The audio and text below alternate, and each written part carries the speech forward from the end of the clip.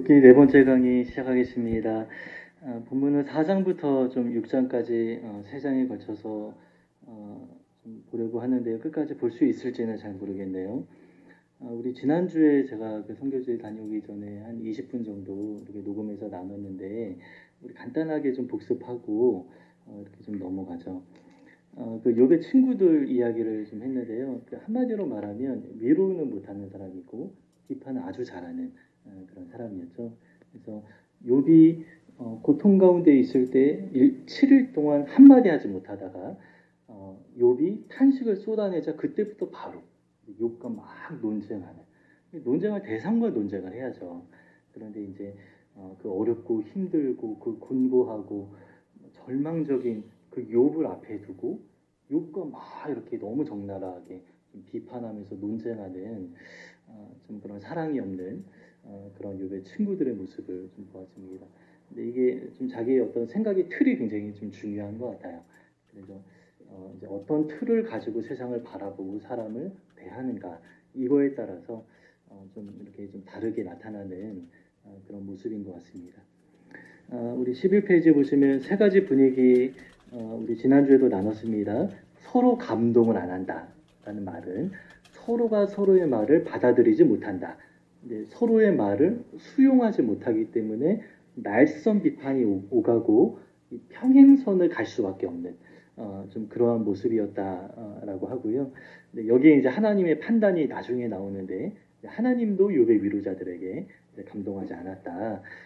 뭐 이런 분위기로 이렇게 쭉 좀 이어집니다. 신학 체계 이제 욥의 친구들의 신학 체계죠. 하나님이 절대적으로 통치하신다.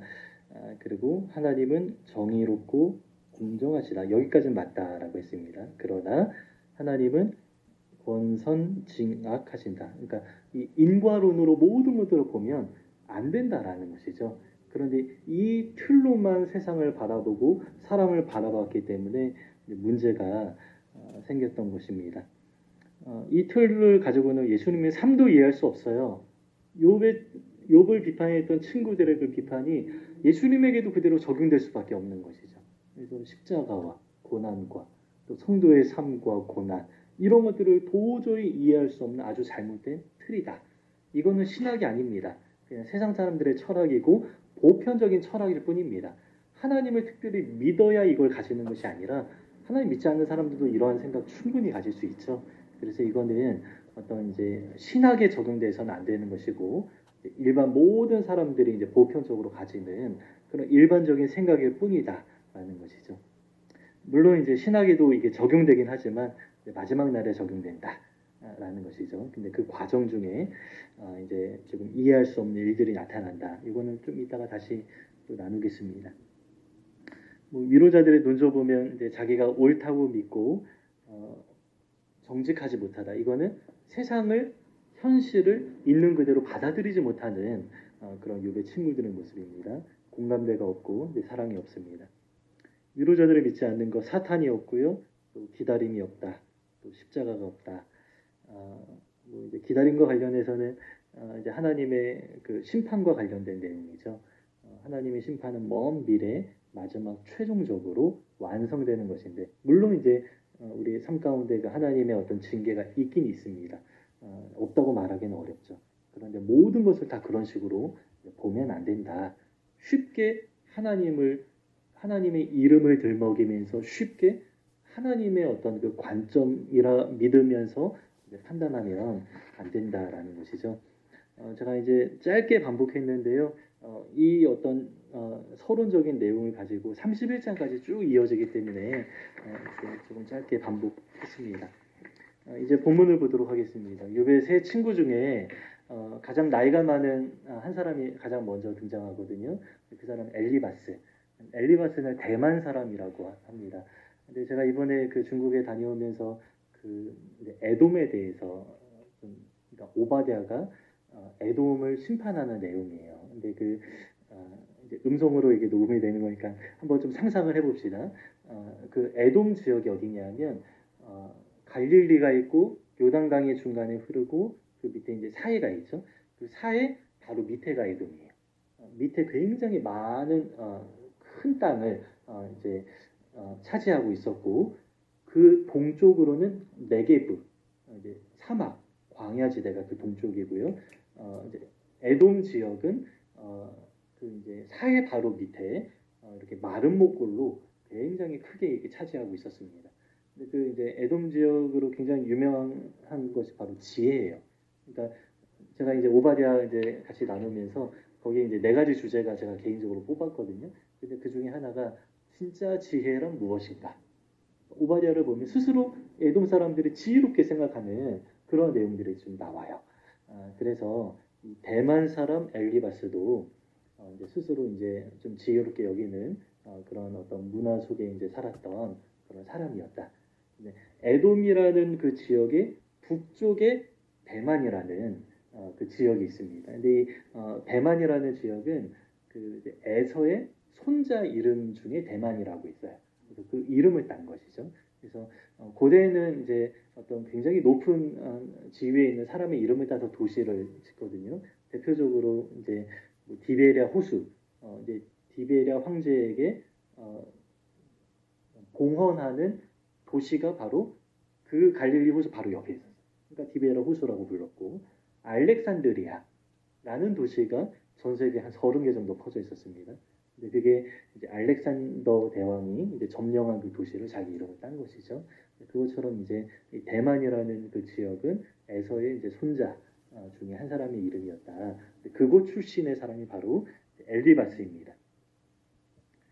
이 엘리바스가 나이가 많고요. 마지막에 하나님이 그 친구들 심판하시는데 엘리바스 나와라 라고 하면서 너와 친구들 심판하는 그런 내용이 좀 나옵니다. 가장 처음에 말했고 대표격이다 이렇게 조금 이해할 수 있습니다. 이 엘리바스는 7일 동안 침묵했지만 욥이 3장에서 탄식하자마자 바로 엘리바스가 나와서 이제 이야기를 합니다. 처음에는 굉장히 존중하듯이 예의를 갖추면서 말하기 시작하지만 굉장히 좀 날카롭고 굉장히 차가운 그의 마음을 우리가 좀 느낄 수가 있습니다. 우리 말씀 읽으면서 이제 의미를 한번 살펴보겠습니다. 대만 사람 엘리바스가 대답하여 이르되 누가 내게 말하면 내가 실증을 내겠느냐? 누가 참고 말하지 아니하겠느냐? 수사적인 표현을 통해서 이제 내 말을 너가 들어야 된다. 들으라 이렇게 좀 이야기를 합니다. 3절 보라. 성경에서 이 보라라고 할 때 아주 중요한 내용 하기 전에 보라 이렇게 좀 말하거든요. 보라. 전에 너가 이제 욥을 말하는 것이죠. 여러 사람을 훈계하였고, 그러니까 욥의 이전의 삶을 먼저 언급하는 거예요. 너가 예전에는 여러 사람을 훈계했고 손이 늘어진 자, 그러니까 손이 늘어진 자는 힘이 없어서 이렇게 축 늘어진 사람을 말하는 것이죠. 강하게 했다. 넘어지는 자를 말로 붙들어 주었고 무릎이 약한 자를 강하게 했다. 너가 예전에 이렇게 했지만 이제는 입장이 바뀌었다. 그래서 너는 이제 나의 말을 들어야 된다. 이런 식으로 말하는 것이죠. 5절 이제 이 일이 내게 이름에 내가 힘들어하고 이 일이 내게 닥침에 내가 놀라는구나. 6절입니다. 내 경외함이 내 자랑이 아니냐? 내 소망이 내 온전한 길이 아니냐? 여기에서 경외함과 너의 이제 어떤 온전한 길 이렇게 말하는데 너가 신앙을 가지고 바르게 걸었다라고 생각하지만 나는 그렇게 생각하지 않는다. 그러니까 너는 스스로 경외함이 하나님을 경외하는 것을 자랑스럽게 여겼고 너가 이제 온전한 길을 걷다라고 생각하고 있었지만 나는 아니다. 나는 그렇게 생각하지 않는다. 이렇게 처음부터 이제 비판하는 이야기를 이제 쏟아내는 것이죠. 7절이 중심 구절입니다. 7절 생각하여 보라. 죄 없이 망한 자가 누구인가? 정직한 자의 끊어짐이 어디 있는가? 세상에 죄 없이 망한 자가 없다. 이렇게 결론을 내리는 거예요. 그런데 그렇습니까? 이게 바로 이제 엘리바스가 현실적이지 않다라는 것이죠. 죄가 없는데 의롭게 살아가는데 이해할 수 없는 일들이 이 세상에 얼마나 많이 일어납니까? 그런데 엘리바스는 완전히 단정합니다. 또 하나님의 이름을 들먹이면서 단정하는 것이죠. 그러면서 너의 죄 때문에 너가 망했다. 이런 식으로 이야기를 하는 것입니다. 8절 내가 보건대 악을 밭갈고 독을 뿌리는 자는 그대로 거두나니. 그러니까 이게 인과론, 이렇게 심은 대로 거둔다 이런 말이죠. 다 하나님의 입 기운에 멸망하고 이 악을 뿌린 자는 모두가 하나님의 입김에 멸망했다. 그의 콧김에 사라지느니라. 아주 쉽게 사라진다 이렇게 말하죠. 사자의 우는 소리와 젊은 사자의 소리가 그치고 어린 사자의 이가 부러지며 그러니까 아무리 내가 강하다. 사자는 동물 중에 가장 강한 동물이죠. 스스로 강하게 여겨도 그렇지 않다. 이가 부러진다. 사자는 사냥한 것이 없어 죽어가고 암사자의 새끼는 이제 흩어진다. 이렇게 좀 말합니다. 이 하나님의 공의를 내세우면서 하나님의 이름을 내세우면서 하나님의 이름을 들먹이면서 이제 해석하고 요건 이제 정죄하는 그런 말입니다. 아까도 얘기했지만 이런 식의 사고는 신앙인만이 가지는 것이 아니라 모든 사람들이 이제 자연스럽게 공통적으로 가지는 거예요. 저는 초등학교 때 권선징악 이 이야기를 지금 들었어요. 우리 모두 전래동화 이야기가 하나의 내용으로 다 모아지죠. 착한 일을 하면 이렇게 상을 받고 나쁜 일을 하면 결국에 망한다. 이게 성경에 나온 이야기입니까?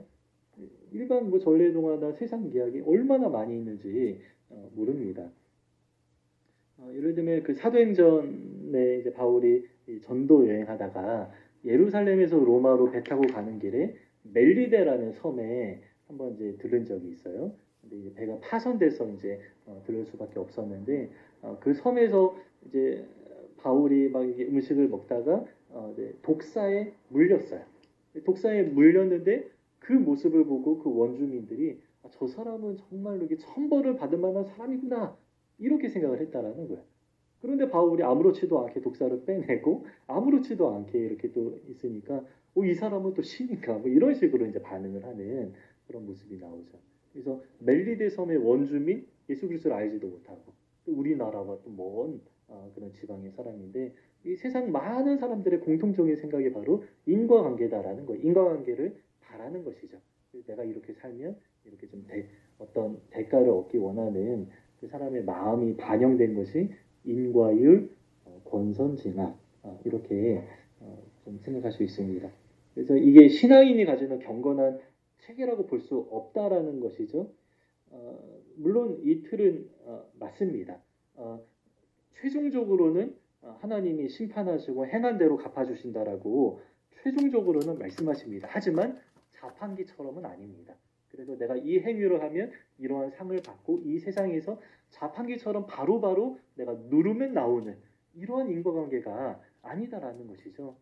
최종적인 심판이 있기 때문에 인내하라 말씀하기도 하고 최종 심판하기까지 하나님이 이 세상을 다스리시는데 악을 이용하신다라고 했습니다. 악을 이용하면서 허용하면서 다루시면서 이 세상을 다스리기 때문에 우리 삶에는 고난도 있고 이해할 수 없는 일들이 많이 일어난다. 이것을 이해하지 못하면 욥에 대해서 정죄할 수밖에 없고 더 나아가 예수님의 삶도 이해를 못하고 더 나아가 우리의 삶도 제대로 이해를 못하는 실제로 이거를 이해하지 못해서 굉장히 많이 혼란스러워하는 그런 사람들이 아주 많이 있습니다. 그래서 하나님이 악과 고난을 사용하시기 때문에 하나님의 이름을 들먹이면서 해석하는 것 조심해야 된다는 것이죠. 엘리바스는 이렇게 먼저 이야기를 하고요. 한 단계 더 나아가서 먼저는 철학적인 틀로 자기 지혜로 욥을 완전히 가두는 것이죠. 그 틀로 욥을 판단하고 정죄합니다. 그런데 더 나아가서 이제는 엘리바스가 굉장히 신비로운 이야기를 자기가 영적인 경험을 했다. 하나님의 계시를 받았다. 이런 이야기를 하고 있어요. 우리 다음 문단 보면요. 4장 12절부터 보겠습니다. 어떤 말씀이 내게 가만히 이르고 그 가느다란 소리가 내 귀에 들렸습나니 엘리야가 호렙산에서 세미한 주의 음성을 들었다라고 하는데 엘리바스도 가느다란 소리가 잠잠한 중에 고요히 들렸다 이렇게 말하죠. 13절 사람이 깊이 잠들 즈음 내가 그 밤에 본 환상을 보았다. 환상으로 말미암아 생각이 번거로울 때에 두려움과 떨림이 내게 이르러서 모든 뼈마디가 흔들렸느니라. 그때 영이 내 앞으로 지나매 내 몸의 털이 쭈뼛하였느니라. 굉장히 어떤 신비로운 영적인 경험을 아주 자세하게 이렇게 좀 묘사하고 있습니다. 16절 그 영이 서 있는데 나는 그 형상을 알아보지는 못하여도 오직 한 형상이 내 눈앞에 있었느니라. 하나님이 있었다 이런 식으로 말하는 거예요. 내가 경험했다, 내가 들었다, 확실하다 이렇게 말하죠. 그때 내가 조용한 중에 한 목소리를 들으니 17절 이게 바로 자기가 들은 목소리입니다. 사람이 어찌 하나님보다 의롭겠느냐? 사람이 어찌 그 창조하신 이보다 깨끗하겠느냐? 너무 허탈하지 않나요? 여러분 이 내용 누구나 말할 수 있어요. 이 내용을 말하려고 무슨 이런 이야기까지 앞에 해야 됩니까? 그러니까 이런 앞에 막 이렇게 신비로운 이야기를 했다면 정말 엄청난 어떤 심오하고 깊은 이야기를 할 법합니다. 그런데 누구나 다 아는 너무나 평범한 이야기 이런 얘기를 앞에 하지 않아도 충분히 할 수 있는 그런 이야기를 그냥 이렇게 아주 신비롭게 영적으로 자기를 포장하면서 내 말을 들으라 자기 말의 영적인 권위를 부여하면서 이런 식으로 이야기를 하는 것입니다. 우리 한 가지 조금 오해가 있을까봐 좀 해석의 번역의 문제가 있는데요. 사람이 어찌 하나님보다 의롭겠느냐 이게 하나님보다라는 말이 아니라 하나님 앞에서라는 말입니다. 사람이 어찌 하나님 앞에서 의롭겠느냐 창조하신 이 앞에서 깨끗하겠느냐. 그러니까 사람이 하나님보다 의롭고 깨끗할 수는 없죠. 그러니까 하나님 앞에서 그 말을 할 수 있는 사람이 없다. 이렇게 좀 이야기를 하는 것이죠. 네, 이어서 18절 보면요. 하나님은 그의 종이라도 그대로 믿지 아니하시며 그의 천사라도 미련하다 하시나니 하나님 앞에서 아무것도 아니다. 19절 하물며 흙집에 살며 이번에 중국 다녀오면서 흙집을 제가 진짜 보았습니다. 근데 흙으로 정말 진흙으로 단단하게 붙여서 만들었더라고요. 너무 살아가는 삶의 현실이 근데 진짜 막 금방 허물어질 것만 같은 그런 집입니다. 흙집에 살며 티끌로 털을 삼고 그러니까 우리의 존재가 굉장히 미약하다 비유하는 것이죠. 하루살이 앞에서라도 무너질 자이겠느냐. 그러니까 아무것도 아닌 우리의 사람입니다. 20절 아침과 저녁 사이에 부스러져 가루가 되며 하나님 앞에서라면 이렇게 표현할 수 있다는 것이죠. 마치 시편 90편의 표현과 비슷합니다. 영원히 사라지되 기억하는 자가 없으리라. 와, 전도서의 이야기. 전도서에서 우리 인간의 한계가 있는데 죽는다. 기억에서 잊혀진다. 이 두 가지 한계가 있다. 한계 있는 인생이다. 근데 이 전도서의 지혜를 이 엘리바스가 말하는 것처럼 보입니다. 21절 장막줄이 그들에게서 뽑히지 아니하겠느냐. 그래서 이 장막이라는 표현은 다양하게 사용되는데요.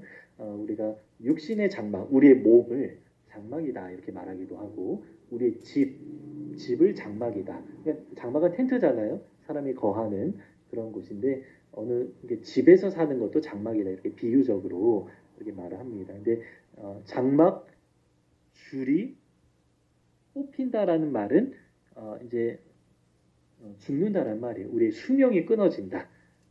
배틀의 줄이 끊어진다. 이것도 수명이 끊어진다. 이 두 가지 표현이 우리의 목숨과 관련된 그런 표현입니다. 그들은 지혜가 없이 죽느니라. 5장 1절 이어서 봅시다. 너는 부르짖어보라.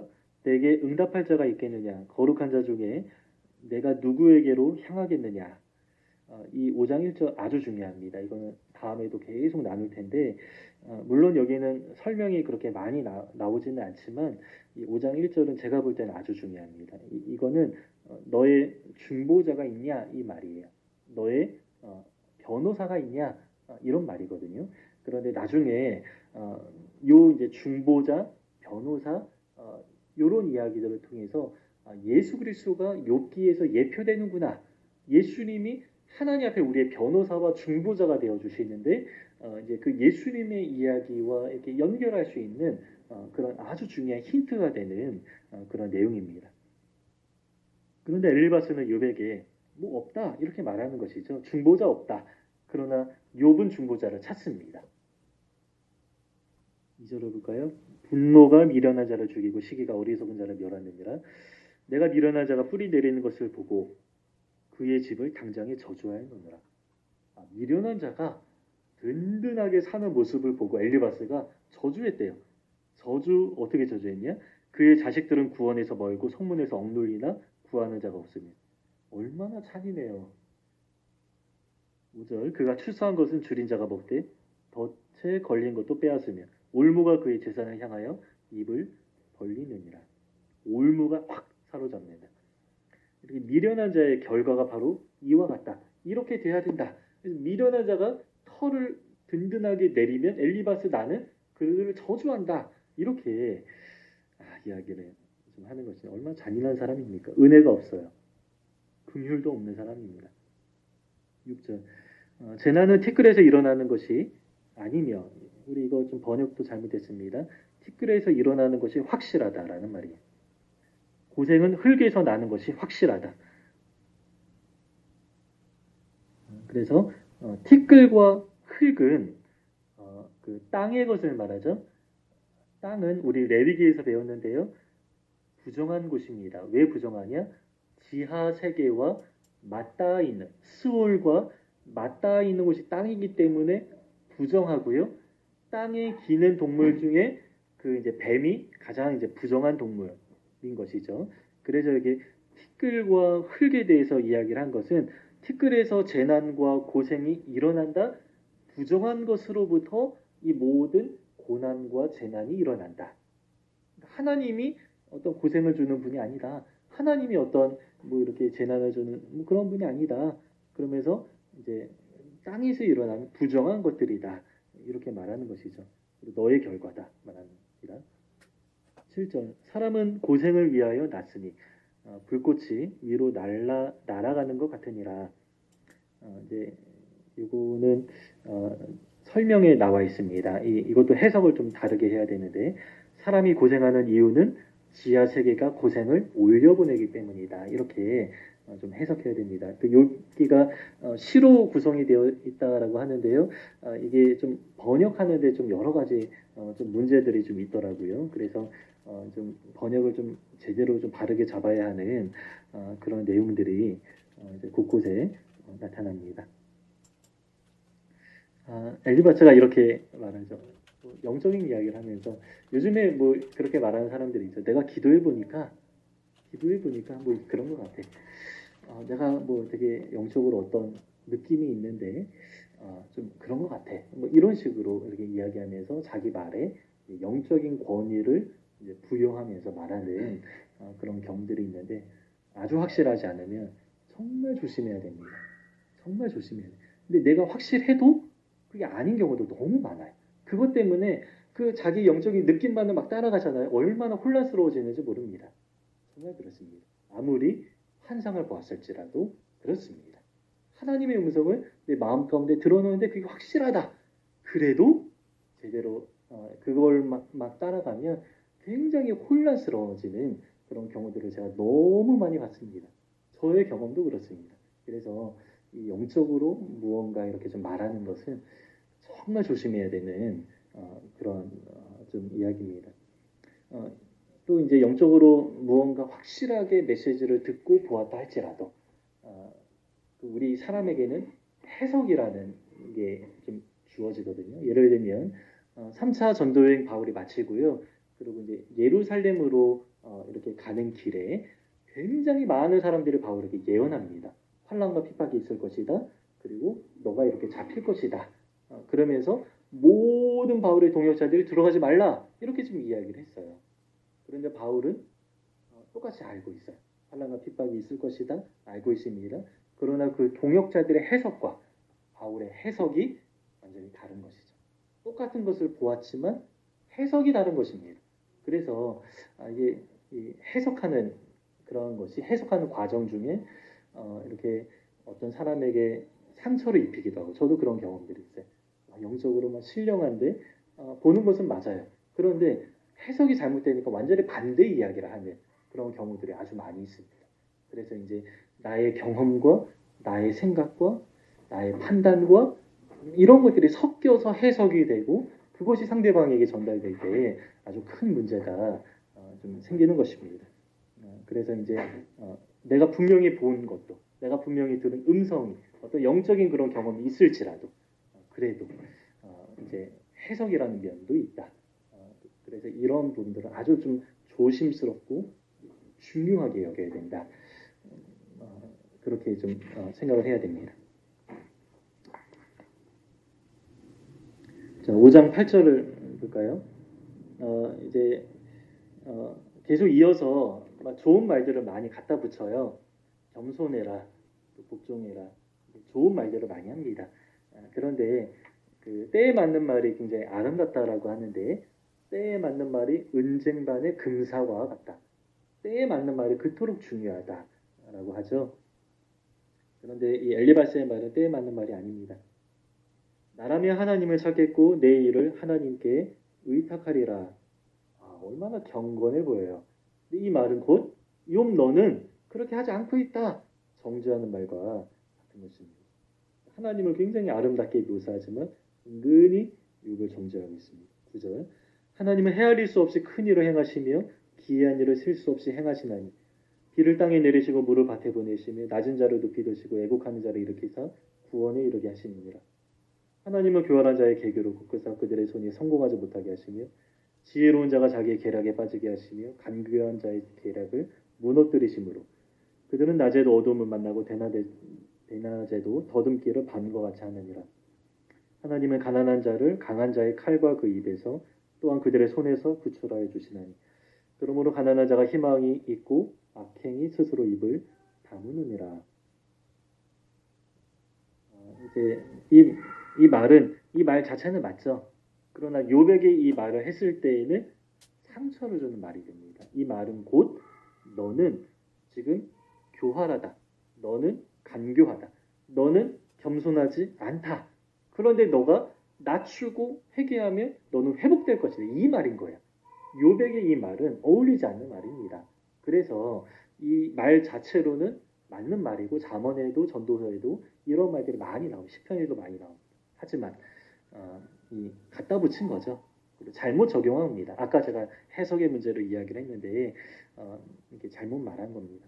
우리 교회 안에서 이제 사람들에게 권면한답시고 어떤 사람들의 어려움을 얘기하는데 이렇게 은근히 정죄할 그런 경우들이 있습니다. 그래서 뭐 권면한다라고 하면서 도움이 되는 말이라고 하면서 뭐 나는 이랬어 뭐 이런 식으로 나도 그런 거 경험했어 뭐 이런 식으로 말하는데 너는 지금 그렇지 않아 뭐 이런 말이 함의되어 있는 것이죠.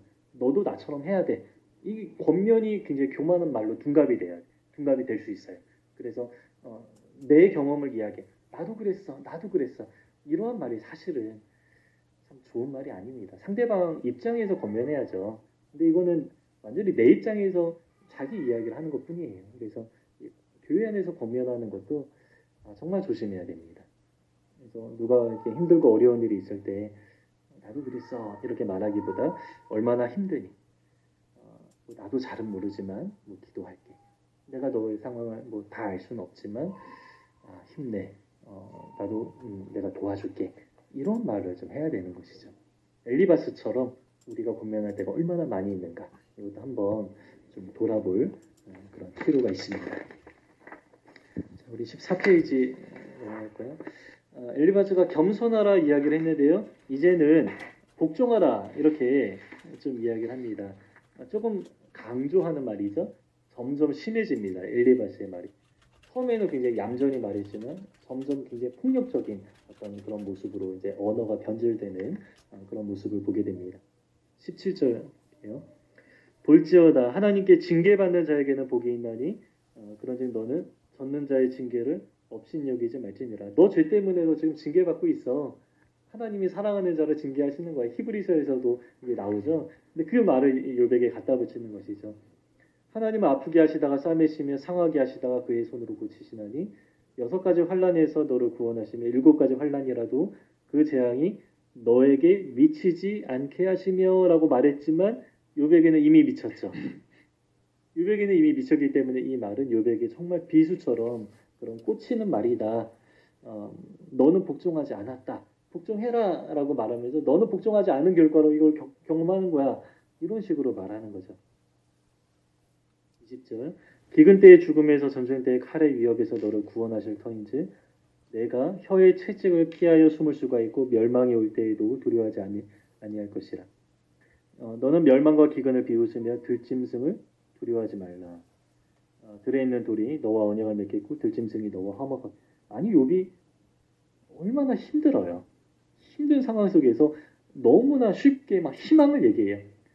너 이렇게 회복될 거야. 아주 너무 쉽게 이야기를 합니다. 이런 말은 위로가 안 되죠. 너무 어려운 사람에게 잘 될 거야. 잘 될 거야. 힘내. 이 말은 위로가 안 돼.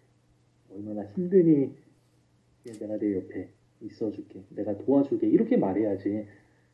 완전히 절망에 빠진 사람한테 잘 될 거야. 이 말은 정말 비웃음으로 돌아오는 그런 말이죠. 14절. 내가 내 장막의 평안함을 알고 내 우리를 살펴도 잃은 것이 없을 것이며 내 자손이 많아지며 와, 뭐 너무 막 좋은 이야기를 막 갖다 붙여요. 내 자손이 많아지며 내 후손이 땅의 풀과 같이 될 줄로 내가 알 것이라. 내가 장수하다가 무덤에 이르리니 마치 곡식단을 제때에 들어올림 같으니라. 볼지어다 우리가 연구한 바가 이와 같으니 너는 들어보라. 그러면 내가 알리라. 이 말은 곧 너 회개하면 이러한 축복을 받을 거야. 이런 말이에요. 그런데 여러분 이 말은 누구의 말과 비슷하냐 하면 욥기 1장의 사탄의 말하고 비슷합니다. 사탄이 하나님 앞에 항변하죠. 욥이 하나님이 주신 축복 때문에 섬기는 것이다. 근데 엘리바스는 뭐라고 해요? 하나님이 주실 축복을 기대하면서 겸손하고 복종하라. 이렇게 이야기를 하는 것이죠. 사탄의 말과 엘리바스의 말이 아주 비슷하게 이렇게 좀 나오는 것입니다. 그래서 너의 어떤 번영과 축복을 기대하고 바라면서 하나님 앞에 복종해라. 이것이 소망이다. 이 축복신앙, 번영신앙, 치유복음 이런 것들을 자꾸 부추기는 그런 것입니다. 한국교회 많은 설교가 이와 같습니다. 잘 믿으면 성공한다. 잘 믿으면 축복받는다. 뭐 좋은 대학 간다. 취업 잘한다. 뭐 결혼 잘한다. 성경에는 전혀 없는 이야기입니다. 성경은 뭐 이런 것들을 별거 아닌 것처럼 얘기해요. 그러면서 고난이 있을 것이다. 얼마나 많이 강조하는지 모릅니다. 예수님의 길을 따라야 된다. 이렇게 좀 말씀하는 것이죠. 그래서 이 엘리바스의 이 권면을 가지고는 그 십자가의 복음을 이해하지 못하고 성도의 삶을 전혀 권면하지 못하는 어떻게 보면 좋은 말인 것 같지만 힘이 없는 그런 말입니다. 십자가가 빠져 있고요. 성도의 고난, 의인의 고난 이거에 대해서 전혀 적용할 수 없는 오히려 반대가 되는 그런 말이다. 그래서 오히려 욥에게 이제 상처가 되는 말밖에 되지 않았습니다. 우리 끝까지 한번 해볼까요? 우리 원래 6장과 7장이 이어져 있는데요. 지금 여기까지 4, 5장은 엘리바스의 말이었고요. 이제 6장에서는 또 이제 욥이 이제 대답하는 그런 내용이 나옵니다. 자, 욥이 어떻게 대답하는가? 우리 한번 보겠습니다. 1절을 볼까요? 욥이 대답하여 이르되 나의 이 괴로움은 분노입니다. 분노. 나의 분노를 달아보며 나의 파멸을 저울 위에 모두 놓을 수 있다면 달아볼 수 없다. 저울 위에 놓을 수 없다. 그 정도다. 바다의 모래보다도 무거울 것이라. 그러므로 나의 말이 경솔하였구나. 이 말은 이제 엘리바스에게 막 비아냥거리면서 내가 경솔했구나 이렇게 말하는 건데 굉장히 좀 비아냥거리는 그런 표현입니다. 욥의 고통이 4절에 나옵니다. 욥은 이렇게 자기 재산 때문에 재산 잃은 것 때문에 욥이 이렇게 고통당하는 그런 게 아니죠. 근데 욥의 고통은 하나님이 화살을 나한테 쏘셨다. 욥의 생각이 계속 논쟁하면서 바뀌거든요. 근데 처음에는 이렇게 좀 물론 이게 또 일면 맞기도 합니다. 근데 욥이 정말 고통스러운 이유는 하나님이 나한테 화살을 쏘셨다. 이 사실 때문에 너무나 힘들고 고통스러운 그런 좀 상황인 것이죠. 저도 예전에 이제 제가 영혼의 어두운 밤 이야기를 했는데 그 영혼의 어두운 밤을 겪었을 때 그 전에는 하나님과 너무 친밀했어요. 그 사랑이 그대로 느껴지고 너무나 좋았습니다. 너무 풍성했어요. 정말 이렇게 사랑의 관계가 어떤 애인과의 관계, 부모님과의 관계 비할 바가 아니었어요. 정말 황홀경에 빠지는 그런 어떤 수준이었어요. 한 1년 정도 그렇게 살았습니다. 그런데 갑자기 차가워지는 거예요. 갑자기 하나님이 안 느껴지는 거예요. 예전에 하나님이 너무 생생하게 느껴졌는데 갑자기 어느 순간에 하나님이 멀리 떠난 것 같고 어두운 것 같고 너무나 차가운 것 같고 이게 갑자기 온 거예요. 그래서 제가 얼마나 힘들었는지 모릅니다. 그래서 방황했어요. 하나님 나 싫어하시나? 내가 무슨 죄를 지었나? 아무리 회개해도 예전에도 그런 죄를 지어도 하나님 나 사랑하셨고, 근데 내가 특별히 뭐 그게 없는 거예요. 근데 왜 하나님 나를 떠나셨지? 하나님 어디 계십니까? 하나님 지금 어디 계십니까? 왜 나한테 이러십니까? 제가 너무 힘들고 고통스럽습니다. 이런 어떤 그런 고백을 했던 그런 기억이 있어요. 근데 뭐 욥은 너무 심각한 상황이죠.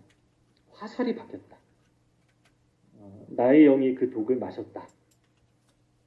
하나님의 두려움이 나를 엄습하여 치는구나. 저도 이 두려움이 있었거든요. 저는 지옥에 가는 줄 알았어요. 하나님 나를 버렸기 때문에 하나님 나를 내가 버림받은 느낌이었거든요. 그래서 내가 이대로 지옥에 가나? 이 두려움이 엄청 이렇게 심했습니다. 그러면서 막 방황을 많이 한 것이죠.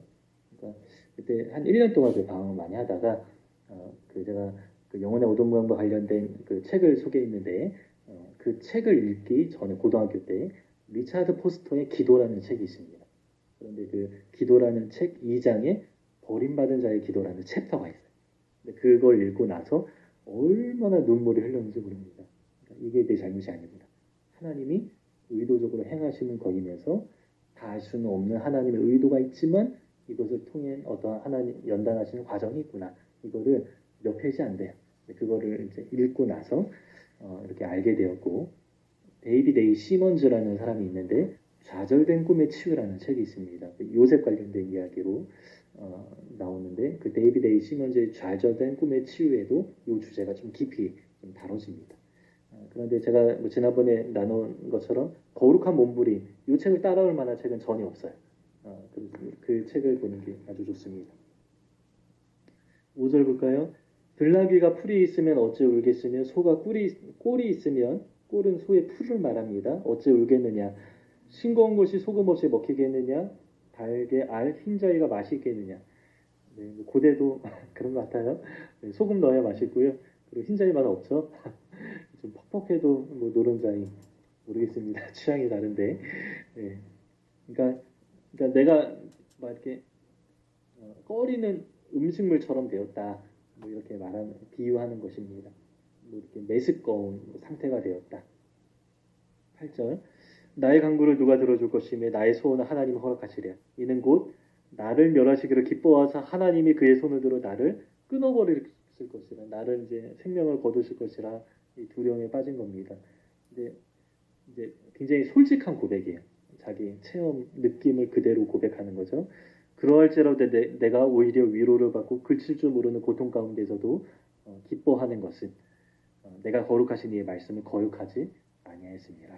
그래서 욥에게는 이제 한 가지 좀 자신이 있었는데 내가 이만한 대가를 치를 만큼의 잘못 저지른 거 없다. 이건 욥이 알고 있던 거예요.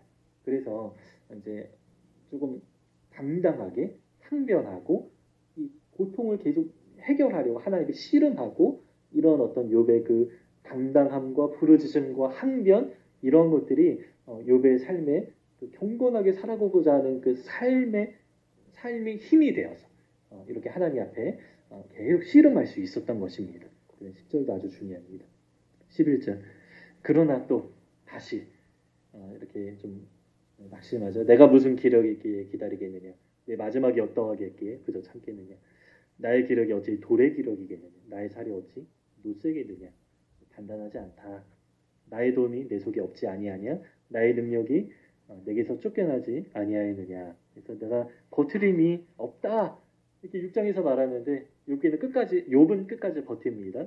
근데 비틀비틀 정말 좌절하면서도 계속해서 말하고 항변하고 씨름하고 내가 힘이 없다라고 말하지만 진짜 힘이 없는 사람은 힘이 없다라고 말도 못하죠. 그런데 욥은 힘이 없다라고 말하면서 자꾸 이 자기의 문제를 해결하려고 하나님한테 씨름하는 그런 욥의 모습입니다. 14절입니다. 낙심한 자가 비록 전능자를 경외하기를 저버릴지라도 그의 친구로부터 동정을 받느니라. 이겁니다. 엘리바스에게 직격탄을 날리는 거예요. 동정을 받느니라. 그런데 나를 조금도 동정하지 않는 엘리바스의 아주 차가운 논조가 욥에게는 너무나 정말 싸늘하게 느껴지는 것이죠. 그러면서 네가 어떻게 이러냐. 아무리 잘못한 사람이라도 우선 이 상태면 동정해야 되지 않냐 이 말을 하는 것입니다. 내 형제들은 개울과 같이 변덕스럽고 그들은 개울의 물살같이 지나가느냐. 그러니까 변덕스럽다, 물살같이 그냥 앞에서 그냥 지나갈 뿐이다. 그리고 사라진다. 16절. 얼음이 녹으면 물이 검어지며 눈이 그 속에 감추어질지라도 17절 따뜻하며 물이 어떻게 되죠? 사라지죠. 증발하는 것이죠. 더우면 그 자리에서 아주 없어지나니. 너희들의 모습이 바로 이 물과 같다. 변덕스럽고 지나가고 흘러가고 증발하고 사라지는 그런 물과 같은 너희의 모습이다. 이렇게 말하죠. 18절 대상들은 이 대상은 상인, 물건을 사고 파는 사람 말합니다. 대상들은 그들의 길을 벗어나서 삭막한 들에 들어가 멸망하느니라. 물이 없기 때문에 물을 피해서 이제 멸망한다 이렇게 말하는데 물의 도움을 전혀 받지 못한다 이렇게 말하는 것이죠. 19절 대마의 떼들이 그것을 바라보고 스바의 행인들도 그것을 사모하다가 바라보고 사모했지만 거기 와서는 바라던 것을 부끄러워하고 잘못 번역됐습니다. 실망하고 바라던 것을 실망하고 낙심하느니라. 그러니까 엘리바스와 같은 그 친구들의 이야기, 소망을 가지고 한번 들어보려고 하다가 와서 듣고는 실망하고 낙심한다. 그러니까 욥이 이렇게 항변하는 것이죠. 21절 이제 너희는 아무것도 아니로구나. 욥도 처음 이야기 듣자마자 엘리바스를 좀 가볍게 여깁니다. 너희가 두려운 일을 본즉 겁내는구나. 내가 언제 너희에게 무엇을 달라? 욥이 달라고 한 적 없죠. 뭐 치료 약을 달라고 했나요? 요즘 나 재산 다 잃어버렸는데 조금 뭐 도와달라. 이 말을 했나요? 아무 말도 안 했습니다. 나를 위하여 너희 재물을 선물로 달라고 하더냐?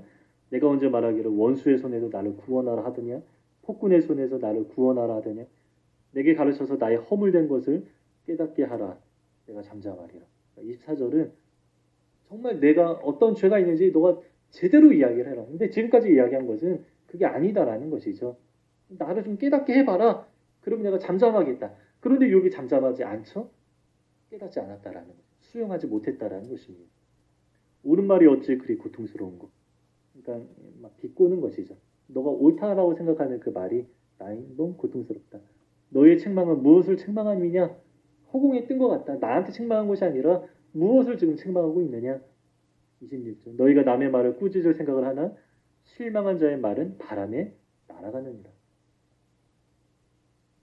너희는 고아를 제비 뽑으며 너희 친구들을 팔아넘기는구나. 그러니까 굉장히 쉽게 생각한다라는 것이죠. 너무나 중요한 문제, 너무나 심각한 상황인데 너희들 너무 쉽게 생각한다 비유로 이제 이렇게 말합니다. 이제 원하건대 너희는 내게로 얼굴을 돌리라. 내가 너희를 대면하여 결코 거짓말하지 아니하리라. 너희는 도리게 행악자가 되지 말라. 아직도 나의 의가 건재하니. 나의 의가 건재하니 돌아오라. 자, 욥은 스스로 의가 건재하다 이렇게 말하는데 자기 의를 말하는 게 아닙니다. 나중에 이걸 해석하겠습니다. 왜냐하면 어떤 사람들은 욥이 자기 의가 있었다 이렇게 말하는 사람들이 있거든요. 그런데 이 하나님의 판단을 봐야 돼요. 하나님이 이 욥의 말을 어떻게 판단하시는가? 그리고 이제 나중에 그 이야기가 좀 종합적으로 나옵니다. 그래서 이거는 미리 말하겠습니다. 이제 이 자기 의를 내세우는 그런 모습은 아니다. 이렇게 우리가 좀 전제로 깔고 우리가 좀 나중에 좀 종합적으로 함께 보도록 하겠습니다. 30절입니다. 내 혀에 어찌 불의한 것이 있으랴? 내 미각이 어찌 속임을 분간하지 못하랴? 뭐 밑에 우리 꽃표로 한번 봅시다. 욥의 친구들은 왜 이렇게 실망스러운가? 친구들은 세상이 보기에 지혜로운 사람들이다. 그러나 욥에게 더욱 큰 고통을 준다. 목마른 여행자에게 바짝 마른 시내와 같다. 이유는 십자가 복음만이 궁극적으로 고난을 이해하게 하기 때문이다. 구속하는 고난이 없는 세상, 하나님을 영화롭게 하는 고난이 없는 세상은 고난받는 신자가 위로받지 못할 세상이다. 은혜와 사랑이 없는 세상이다. 인간의 철학과 종교는 단순한 인과론의 틀을 적용한다. 이러한 틀에서는 하나님을 영화롭게 하는 고난이 있을 수 없다. 욥이 지금 고난받습니다. 그런데 이 고난을 통해서 이제 하나님을 영화롭게 해야 되고 하나님의 영광을 좀 드러내는 그 과정을 욥이 이제 겪게 돼요. 자신을 연단받으면서 하나님의 영광이 이렇게 같이 드러나는 그러한 것인데 이 고난이 그런 역할을 한다라는 것입니다.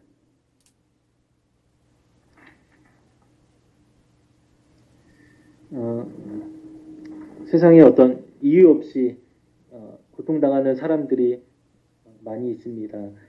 최근에 그 강남의 화장실에서 어느 남자가 그 여자를 그냥 죽였어요. 아무 이유 없이. 어제 일어난 일인가요? 자기가 여자한테 무시당했다. 이 이유로 그냥 아무나 무시한 여자를 그렇게 한 것이 아니라 그냥 아무나 이렇게 죽이는 그 사람이 잘못이 있나요? 그렇게 말할 수 없죠. 누가 그렇게 말해요? 엘리바스는 그렇게 말한다라는 거예요. 말이 안 되는 것이죠. 누가 교통사고 당합니다. 교통사고 당했는데 너 그동안 어떻게 살았니? 너 혹시 죄 있는 거 아니야? 이런 일을 당할 만한 죄가 너한테 있는 거 아니야? 이런 식으로 엘리바스가 이렇게 말하는 것이죠. 전쟁. 무고한 자의 피가 얼마나 많이 흘려집니까? 그런데 그런 상황을 엘리바스의 틀을 가지고 보면 이게 맞춰지지 않는 세상의 현실이 너무나 많이 있다라는 것이죠. 그래서 이 틀로 설명할 수 없는 것들이 아주 많이 있습니다. 우리의 삶도 마찬가지죠. 우리의 삶도 이제 고난이 있고 또 이해할 수 없는 일들이 좀 많이 있는데 그렇기 때문에 하나님의 위로도 있고 하나님의 사랑도 있고 우리가 서로 또 긍휼을 가지고 이렇게 좀 위로하고 사랑하고 이렇게 좀 해야 되는데 만약에 인간론의 틀만 가지고 있다면 위로와 사랑과 은혜는 쏙 빠져도 괜찮은 거예요. 그냥 공의 가지고만 얘기하는 거예요. 공의. 하나님의 공의가 이렇게 되는 거야. 이런 식으로만 얘기하는 것이죠. 그래서 이 인간론의 틀을 안에서는 은혜와 사랑은 이렇게 끼어들 틈이 없는 것이죠. 쏙 빼놓고 하나님의 공의만 이렇게 자꾸 이야기를 하는 그런 것입니다. 네, 뭐 엘리바스와 이제 욥의 이야기까지 봤는데요. 우리 다음 주에는 7장 욥의 이야기 나머지 부분을 좀 보고요. 그리고 또 이어서 계속 좀 보도록 하겠습니다. 이상으로 6장까지 마무리하겠습니다.